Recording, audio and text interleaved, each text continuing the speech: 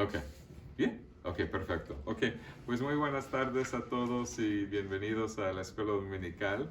Welcome to Sunday School, and we finished Martin Luther, so now we're going to go back, and this is basically the church order, which basically means the government of the church and how the church is structured. Okay, so we'll be talking about like the office of minister and how the training and the exams they have to go through to be officially ordained.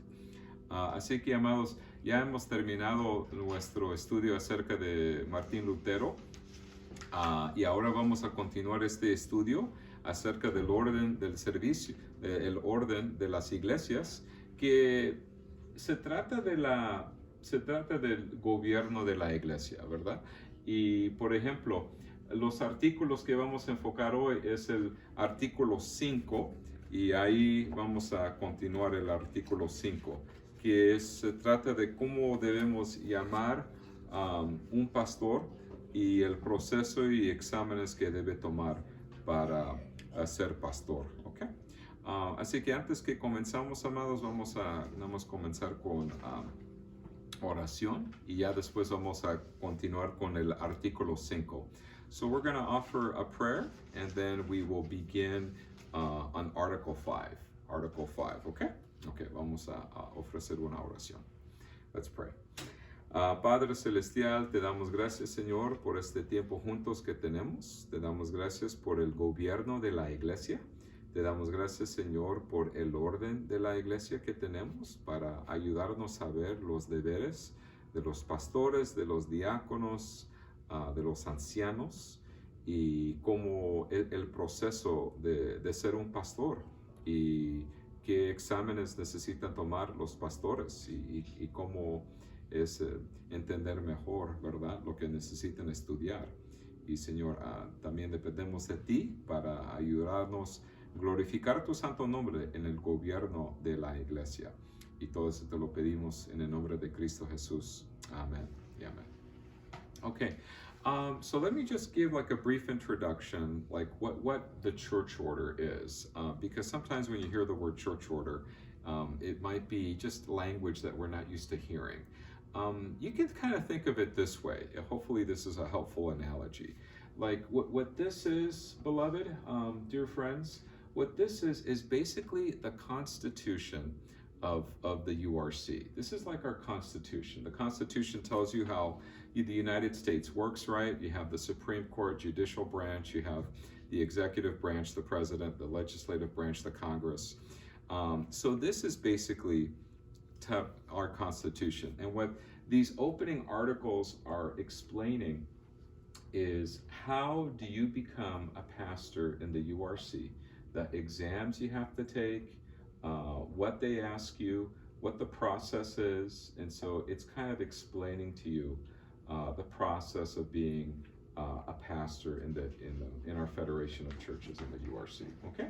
Así que lo que vamos a hablar en el artículo 5, and we're going to resume our study by focusing on Article 5 and see how many articles we can get through. But we'll start with Article 5, okay? Because we've already done the previous ones on other occasions. Así que, amados, para ayudarnos a entender lo que es el gobierno de la iglesia, este orden del servicio es como ese orden de la iglesia, es como la constitución, ¿verdad? ¿Cómo es el gobierno de la iglesia, verdad? El liderazgo. Y cómo es el proceso de ser un pastor en la iglesia, ¿ok? Así que vamos a comenzar con el artículo 5. So if you would please look with me on Article 5, ¿ok? Article 5. Artículo número 5, ¿ok? Aquí les leo, amados. Candidatura de los que no son miembros de la federación. Un hombre que no es miembro de una iglesia de la federación que busca candidatura se colocará bajo supervisión de un consistorio, el cual hará un aprovisamiento para su examinación de candidatura. Okay. Entonces vamos a hablar del artículo 5, y para ayudarnos a entender este mejor voy a usar el ejemplo de Nathan Voss, que pasó por este proceso. Okay, so beloved, so this doesn't become so abstract and maybe too complicated. I'm going to use an example because I just went through this process with Nathan Voss, who's the pastor at Faith URC in Beecher. And so I'm going to use his as an example. So this hopefully becomes a lot more clear and not so abstract. Okay? Así que, amados, por ejemplo, Nathan Voss era un miembro de la iglesia de otra denominación. Y para que él sea pastor de Faith Beecher, él necesitaba, ahora está bajo la supervisión de los ancianos de Faith Beecher y pasar un examen, su examen de candidatura. Así que Faith dejó su denominación, ahora está bajo los ancianos de Beecher y Beecher le ayudó a preparar para su examen de candidatura. ¿Ok? Eso es de lo que se trata el artículo 5. So when Faith URC called Nathan Voss is a young man, just graduated from seminary, and he belonged to a different denomination. He belonged to what we call the CRC, Christian Reformed Church. So he left the CRC, he left his denomination, joined our Federation of Churches, the URC, and so when he left, he is now under the supervision of the elders at Faith URC Beecher. And what we call the group of elders at any URC church is we call them a consistory. So that's the name we call it. It's like the group of leaders, right? Who supervise the pastor, the elders supervise the pastor, the elders supervise the deacons, the elders have family visits with the members, okay? So that's what a consistory is. They're like the main leaders of the church. It's not the pastor, it's not me, okay? It's not the pastor, but it's the elders. That's where who hold the pastor and deacons and members spiritually accountable, okay? Así que cuando yo digo consistorio, estoy diciendo que son los ancianos. ¿Y qué hacen los ancianos? Los ancianos están supervisando la obra de los pastores, la obra de los diáconos, la obra de y también están visitando a los miembros de la iglesia. Y los líderes de la iglesia, de veras, son los ancianos. No es el pastor necesariamente, pero los ancianos. Y el pastor puede ayudar a los ancianos, pero el pastor está bajo los ancianos, ¿ok? Entonces, cuando Nathan vino, él estaba bajo la supervisión de los ancianos y después tomó su examen de candidatura, que duró más o menos como, 6 horas, de otros pastores y ancianos haciéndoles preguntas de historia, doctrina, Biblia, gobierno de la iglesia, su testimonio, etcétera, etcétera. So when Nathan Voss, before he became the pastor at Faith, he had to go through an exam, and it was an oral exam that we call a candidacy exam. And this candidacy exam was pretty intense. It was 6 hours, okay? So this oral exam was done by elders, was done by pastors, and they asked him questions about, okay, like for 45 minutes or an hour, Nathan, we're gonna ask you questions about doctrine. And then another part of the exam, questions about doctrine, church history, church order, church government, your testimony, you have to turn in sermons, you have to know your confessions. It was like a 6-hour oral exam, if you can believe that, in front of other pastors, elders, and he had to go through that, okay? But praise God, it all worked out, and God is very good in providing pastors for the churches. Okay. Ahora, hay preguntas acerca del número 5, al artículo número 5. Now, before we go on, are there any questions about Article 5? Now, I know there's like a lot of vocabulary here, and maybe, so the candidacy exam is the exam you have to take to be a pastoral candidate. And if you sustain that exam, then you can receive a call to be a pastor, okay? So in order for Nathan to receive a call, he had to pass his exam. Sí, mía. Yeah. ¿Cuánto tiempo duró bajo la supervisión de Yeah. los ancianos? Buenísima pregunta. Duró, él comenzó en Faith, pienso que en agosto de 2020. Desde agosto de 2020, so August of 2020, hasta qué fue? Pienso que hasta febrero de 2021. So, agosto, septiembre, octubre, noviembre, diciembre, enero, febrero, 7 meses, más o menos, 7 meses. Y antes de tomar su examen, necesitaba escribir un sermón un pasaje del Antiguo Testamento, Nuevo Testamento, y explicar el catecismo. Y también tuvo muchas entrevistas con los líderes, con los miembros. And so that's a great question. How long was Nathan under the supervision of the elders before he took his candidacy exam? That's a great question. So Nathan, I think it was August of 2020. So that's when he had his first interview with the leaders. And then he had to do something before the candidacy exam, which was a licensure exam, which is like not as intense. It's a lot shorter and not as intense. It's like an hour. And then he had all these interviews with the members. It was like a town hall meeting. It's like he's in the hot seat. It's like you can ask him anything. What do you think about premarital counseling? What do you think about anything you want to ask him? Tell us about your childhood. You can ask him anything, you know. So he had a meeting with the congregation, like after a service. He had a meeting with the leaders. He turned in 3 sermons, one from a passage in the Old Testament, one from a New Testament passage, the Old Testament passage sermon, New Testament passage sermon, and then a sermon that explained the catechism. And then that process was like 7 months. So people could hear him preach for like 7 months and talk to him and get to know him. And by the time it was the candidacy exam, which was the big 6-hour exam, then all the local churches could also ask him questions. So he was asked a lot of questions, and he did very well. Praise God. And he's a nice guy. I hope have you ever got a chance to meet him? Huh? I shook his hand. Okay. After service. Yeah. And okay. They had just had a baby. He just had a baby, So and he wasn't there the first time. That's right. Yes. Yeah, and his baby was baptized this morning, and and it was cool.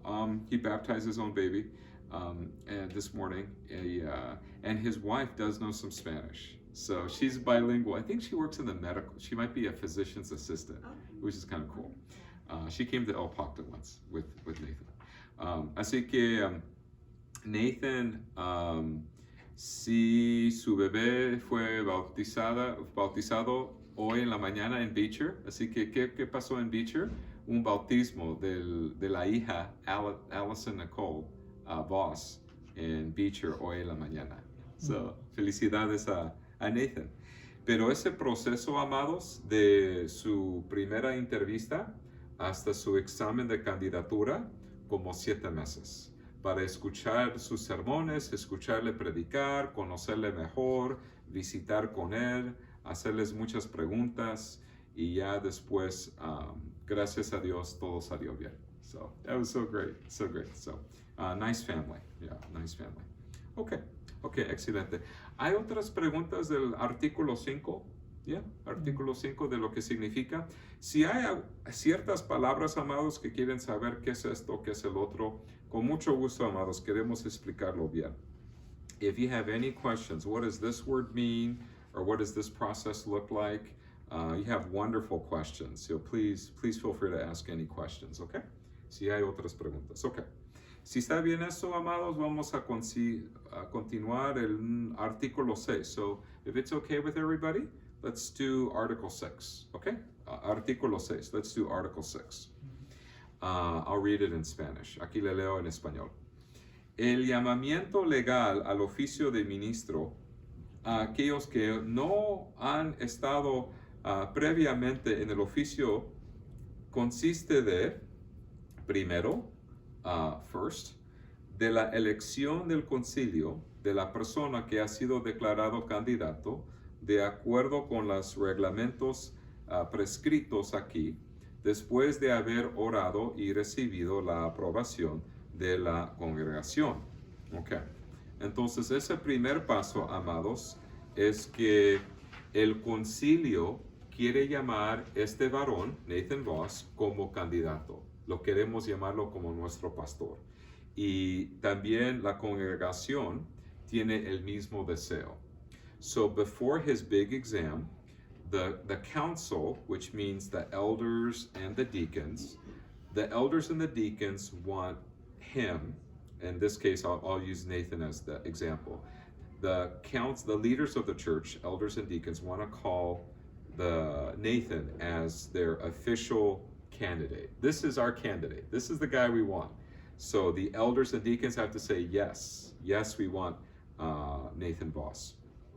And also we ask the congregation, how do you feel about our choice for the next pastor? And the congregation, if they say yes, we agree with your choice, with your selection, okay? So that's step number one. The elders and deacons and congregation all want the same person, right, to be the pastor, okay? Así que los ancianos, los diáconos y también la congregación quiere este varón como el nuevo pastor, okay? Okay, ese es el primer paso. Ya el segundo paso, and now the second. De hecho, ya es pastor. Ya es pastor, right? Pastor porque cuando hizo el examen es porque iba a ser pastor, ¿no? Ya está ¿cómo se dice? Llamado ya como pastor. No va a ser pastor, ya es pastor ahí. Pues ahora sí. Pero antes de llamarle reverendo, hermano, nada más estoy explicando el proceso, ¿verdad? Porque Faith tenía otros candidatos, pero en el caso de Nathan Voss, esa es la primera vez que fue llamado como pastor. Y antes que le llamamos pastor, necesitamos tomar estos pasos. A ver si, por ejemplo, los ancianos y diáconos y los miembros de Faith Beecher, sí, lo quiero como pastor. Y ya cuando decimos que sí, entonces lo presentamos delante de las otras iglesias locales para pasar por su examen de candidatura. Okay? So once the council, the leaders of the church and the congregation say, hey, we want him. He's, good man, and we think he'll be a good pastor. So once we say yes, let's have him take his exam and then prepare him for his exam. So that takes months of preparation to prepare for it, because they could ask you anything on that exam. Okay, so the second step is the actual exam. Okay, so el segundo paso, the second step under Article 6. El examen de doctrina y vida, el cual debe ser conducido a la satisfacción de los delegados en el clasis, en el cual la iglesia llamante es participante de acuerdo a las regulaciones adoptadas por la federación. Así que ya después de su examen de 6 horas, ¿verdad? Ya cuando termina su examen, los delegados de esta reunión, a donde hay varias iglesias locales y regionales, van a tomar una decisión, van a votar si pasó o no pasó, ¿ok? Y esa es una reunión que ocurre 2 veces cada año. So, at a classis meeting is a meeting where there's local pastors, local elders that come together to meet for their special meeting. And typically the most important things at these meetings is like an examination of a pastoral candidate. So when Nathan finished his exam of 6 hours, asking about everything from doctrine to Bible knowledge to church history to Christian testimony, once he finished his exam, the delegates of that meeting that were pastors and elders of local churches, they took a vote. Did Nathan pass or did he not pass? So everyone votes, okay? So everyone votes. So imagine like they just asked you questions. It's an oral examination, and now it's time to vote. Did he pass? And then they pass out slips of paper, and you vote if he passed on each section. And I think there's 7 sections, okay? Did he pass this section, yes or no? Everyone mark your ballots. Did he pass this section, yes or no? Okay. Entonces lo que le dan pedazos de papel a los delegados. Si pasó esta parte del examen, sí o no, sí, sí. Pasó esta parte del examen, sí o no, sí o no, okay. Y si todos dicen que sí, and yes, he did pass. So praise God, he did pass, and he got a certificate. Yeah. So that he passed. I have one. Sure, Is man. that considered, it's not congregational rule, is it, or? That's a great question. Typically, there's different kinds of church government. That's a great question. And I guess our kind of church government is similar to the Presbyterian Church, and it's elder rule. So the people that are voting are typically elders and pastors. And I guess in the Presbyterian Church in America, they would call a pastor a teaching elder, and they would call the other elders a ruling elder. So they'd be like, I'm a TE, and then the other elders, let's say like, I think Tim was asked to serve as an elder. He would be an RE, a ruling elder. So he'd be a ruling elder, teaching elder. So then the elders would be voting on this. But there are forms of church government where it's all the congregation, and that's a congregational form of church government. No, buenísima pregunta. Porque sí hay formas de gobierno en la iglesia a donde los miembros toman todas las decisiones, ¿verdad? Y eso es diferentes iglesias. Pero en las iglesias presbiterianas o en nuestra iglesia, los líderes toman la decisión, que son los ancianos. So our kind of church government is typically characterized as elder ruled, like elder rule. Yeah. Okay. And we see this in the book of Acts, how when they were forming different churches, they were choosing elders and choosing different church officers to help with the church government. So we see that practice in the book of Acts, for example, you know. So like when Paul was saying his heartfelt farewell to the Ephesian elders, he was crying because it was the last time he would see them. So he wanted to have a special meeting just with the elders, and he was very emotional. And so there's different examples where you say, oh, he's spending time with the elders and having kind of meetings with them. No, but that's a great question. Great question. Y el tercer paso, the third and step, is la ordenación pública ante de la congregación debe llevarse a cabo en las instrucciones apropiadas, amonestaciones, oraciones, suscripción de las 3 formas de unidad, firmando el formulario de suscripción, seguido por la imposición de manos de los ministros que están presentes y los ancianos de la congregación, con el uso apropiado de la forma litúrgica. Now, the third step is actually when he officially becomes a pastor. It's a special service. I don't know if you've ever seen the installation of a pastor when it's his first time being a pastor. There's like, he takes his pastoral vows. I promise I will do this. I promise I will do this. There's prayers, there's vows. He signs a form of subscription saying, I do believe in the confessions of the church are true to the Word of God. And then probably the most famous thing that happens is that the elders, teaching elders, ruling elders that are present in the worship service, he usually is in the middle and they lay hands on him, right? They lay hands on him, right? As it's symbolic, saying we do pray for you and for God's blessings on your ministry. You know, so it's not simple. And we see the laying of hands. That's what we call the laying of hands. No sé, amados, si quieren ver A ver si no sé si Beecher tienen el video en su YouTube. Pero cuando el último paso es un servicio especial. Y en Beecher, cuando Nathan oficialmente se hizo pastor, hermano, lo que se hizo es que él tomó sus votos como pastor y los pastores que estaban ahí, los ancianos que estaban ahí de Beecher, ahí, ¿verdad? Le llamamos la imposición de manos de los ministros.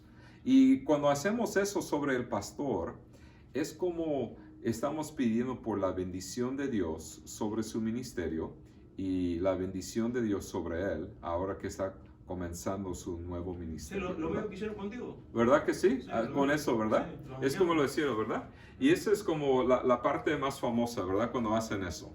Pues mira, la parte más famosa es la predicación. Es la predicación. Ya. Pero en el servicio. Y es lo que es eso, ¿ok? Okay, so are there any questions about that? Any questions about these 3 steps? So the elders and the deacons and the congregation say, yes, he's our man, right? We want him.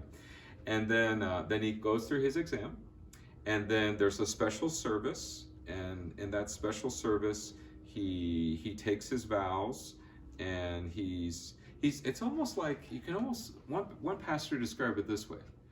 It's almost like marriage vows. It's almost as if like the pastor is like marrying the church, kind of. It's almost like that. And so like in marriage, there's vows. You promise to be faithful to these vows, and the pastor promises to be faithful to his pastoral vows, right? So it's kind of like that. Okay, and then there's a laying of hands, right? So rather than a wedding ring, there's a laying of hands. So it's kind of like that. It's laying of hands. Okay. ¿Y hay preguntas acerca de eso? Any questions about this? No? Okay. Let's see, how are we doing on time, brothers? Are we fine? Okay. ¿Estamos bien? Sí, estamos Okay, ¿estamos bien? Okay. Tal vez hacemos, ¿qué tal? Uno más? One more? How about one more? Okay? One more. All right, good. Article 7. Let's do Article 7. Artículo 7. Vamos a hacer eso. Llamando a un ministro dentro de la federación. Aquellos que ya son ministros ordenados dentro de la federación pueden ser llamados por otra congregación en una manera consistente con las reglas de la parte superior, sin el examen ni la imposición de manos. Cualquier ministro recibiendo que recibe un llamado o llamada debe consultar con su concilio actual respecto a ese llamado. Él puede aceptar el llamado solamente con el consentimiento de ellos, al recibir las credenciales apropiadas de la iglesia que sirvió últimamente. Él debe ser instalado con el uso de la forma litúrgica apropiada y debe suscribirse a las 3 formas de unidad firmando el formulario de suscripción. Okay. Para explicar esto voy a referirme a otro varón que saben ustedes, que conocen ustedes, al pastor Joling, ¿verdad? Todd Joling, ¿verdad? Now, before Nathan Voss, the pastor before Nathan Voss was Pastor Todd Joling. He was the pastor before Nathan Voss. Todd Joling was the pastor at Faith URC for like 22 years. So he took a call to his home boyhood church in I think it's Salem, Oregon. And so Todd Joling, since he's already a pastor and another church calls him to be their pastor, he needs to be released by the council, saying that, you know what, we give you permission to accept this call and to change churches. And then once Reverend Joling got the permission of the council, the elders and the deacons, to accept a call at a different church, he went to a different church. They had a special worship service for his installation. And in that special worship service, there was a special form that was read, and also vows. Okay? So when a pastor in the URC takes another call, his council has to give him permission to accept it, and then when he becomes the pastor of a different church, a new church, there's a special form and a special service. Okay? Entonces, por ejemplo, amados, ¿ustedes recuerdan el pastor Todd Joling? Okay? Al totote. Al totote. It's so easy to look up to him. It's like, hi, Todd. I think he was 6'4", 6'6", right? He's super tall. They call him Tall Todd or something. ¿Recuerdas Todd Joling? El altotote. Mira, altotote. Yo llego a sus rodillas. No, I'm just kidding. No sé si jugó baloncesto. Right? I don't know if he played basketball. Pero cuando el pastor Todd Joling ahora es el pastor de su iglesia, a donde están sus papás, sus papás que están en Oregon, que están enfermos, y tomó ese llamado. Entonces, los ancianos y los diáconos de Beecher dieron su permiso. Sabes que yo sé que es triste que te vas, pero entendemos y te damos permiso a aceptar este llamado a otra iglesia, y los ancianos y los diáconos dieron su permiso y se fue Todd en Oregon. No sé si ya tiene 2 años, más de 2 años, y ahora está en una nueva iglesia a donde tuvieron un servicio especial cuando se hizo pastor de una nueva iglesia. Pero Beecher necesita dar su permiso. Okay? Okay. And so he's been there for about 2 years, 2.5 years, Todd Joling. Okay? So, yeah. So. No es como en un trabajo que si quieres cuitearse, no. Yeah.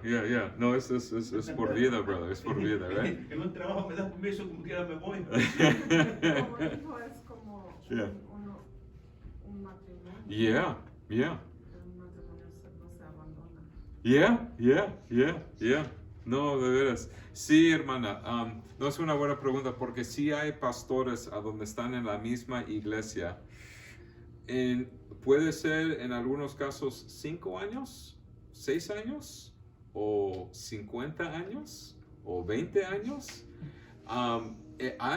Sí hay pastores como así. There are pastors. Y tampoco el miembro puede abandonar la iglesia, tampoco. Yeah. Ni el pastor ni un miembro puede abandonar la iglesia. Yeah. Sí, hermano. Entonces, es una decisión, pues, ¿verdad? Bastante importante. And you know what? Typically, I think pastors serve for maybe 5 years, sometimes 6 years, 7 years. And now pastors are serving longer, maybe 20 years. Todd Joling was 22 years. I heard of one pastor in New Jersey, in Nueva Jersey, 50 años, 50 years. It's like, can you imagine? It's like, desde cuando son jovencitos hasta que cuando son viejitos, the same pastor. That's like, wow. He must have like been the pastor of like great-grandfather, grandfather, like, you know, adult children and then grandchildren. It's like he must have seen 4 generations maybe. So. Como en iglesia cuando fuimos con el puche, Yeah. grandísimo. Yeah. Es en Indiana, pero va a otra parte ya. Okay. Que llegaron toda la Uh-huh. ¿Cómo se llama ese lugar? La iglesia estaba grandísima, eran creo que 1,000 personas, Wow. 800 o así, y nomás quedan como 20 o 30. Se han ido muriendo ya de ancianos. Oh, es en Highland, brother, or No, Hammond? No. Or Adelante, Carlos, ¿cómo se llama? por ahí? Sí. En Indiana, ¿verdad? Sí, Indiana, sí. Oh, pienso que yo Sí. conozco esa iglesia. No sé si está en Hammond. En Hammond, ya. Hammond, ¿verdad? Hammond, ya. En Hammond, yo pienso que sí, brother. Yeah. Sí. Un señor está platicando, dice que había como unos 1,000, dice. Ahorita más quedan como 30, dice, de viejitos que están. De viejitos, se han ido muriendo. Oh, okay. Wow. Yeah. Okay, brother. Muy bien. Okay. Pues sabes qué, amados, pienso que hasta ahí voy a parar, pero no sé si hay más preguntas, ¿no? No, lo que estaba diciendo que ni el pastor ni un miembro de iglesia puede abandonar la iglesia, a menos que él se cambie de trabajo, o al menos en ese aspecto sí lo puede hacer, pero de que de que abandone la iglesia porque es el cuerpo de Cristo y Cristo no, los miembros de Cristo, los miembros no se pueden ir. ¿Sí? Yeah. El pastor menos. Okay. Sí, hermano. Pues sí, esperamos en Dios, ¿verdad? Que por eso necesitamos siervos y pastores, ¿verdad? Y gracias a Dios que estamos cerca del seminario a donde hay, porque, ¿verdad? La cosecha es grande y necesitamos más obreros, ¿verdad? So, gracias a Dios. Well, as they say, right, the harvest field is plentiful and the workers are few, so we need to, and honestly, we're just like a few miles away from the seminary. So praise God that, you know, we are blessed with different, you know, pastors and different preachers. So yeah, the Lord is faithful. Okay. Hopefully that's not mine. But I hope the baby's okay. Okay, así que amados, no sé si Margarito, ¿puedes ofrecer una oración, brother? Okay, so thank you so much for coming. It's a blessing to spend time with you and learn about church government. Pero vamos a orar, okay? Okay, gracias, brother. Señor, te damos gracias por darnos un día más de vida. Gracias por el amor que nos has mostrado por medio de tu Hijo Jesús, Señor. Gracias por escuchar tu palabra en este día y como Dios no hace sección de personas, ¿verdad? Dios quiere alcanzar a todo el mundo, toda la gente que te busque, que se arrepiente, Señor, escuchando tu palabra. Gracias, Señor, por los hermanos que no vinieron y que pues ayúdales, guíales en su vida también, igual a nosotros, Señor.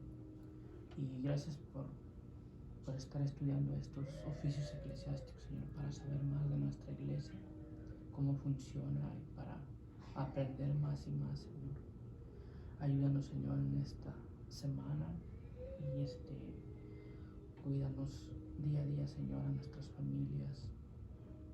Cuida a nuestro hermano Rubén, que dale ánimo, dale fuerza para que siga adelante, llevando tu palabra, Señor, con valor. Y a nosotros también igual, Señor. Haznos perseverar día a día en tu palabra para que podamos confiar más en tu palabra, Señor, y no decaer, Señor. Estamos contentos y gozosos por estar en tu palabra, Señor, sabiendo que tú nos guías y nos cuidas. Guíanos esta semana y nosotros haznos llegar bien a la casa. Cuídanos en el camino, en el trabajo. Y haznos que llevemos tu palabra, Señor, con ánimo, con gozo en nuestros trabajos y podemos hablar a la gente que no te conoce. Gracias, Señor. Pedimos todo esto en el nombre de tu Hijo, Jesús Cristo. Amén. Amén. Gracias, brother. Muchas gracias a ustedes. Okay, all right.